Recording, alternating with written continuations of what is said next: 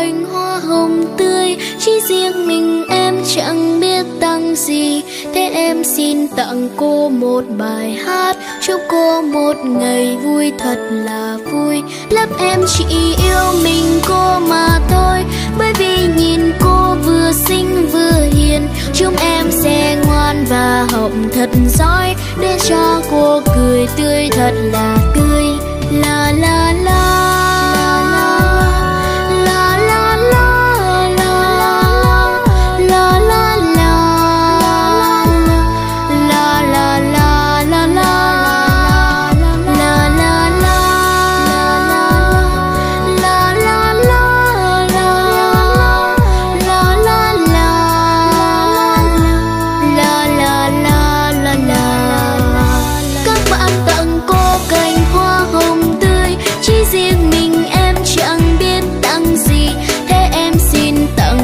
Một bài hát chúc cô một ngày vui thật là vui. Lớp em chỉ yêu mình cô mà thôi, bởi vì nhìn cô vừa xinh vừa hiền. Chúng em sẽ ngoan và học thật giỏi, để cho cô cười tươi thật là tươi.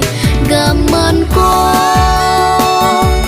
dạy em mỗi ngày, cho chúng em học được nhiều điều mới. Cảm ơn cô dạy em tất cả, cho chúng em sau này mau nên người.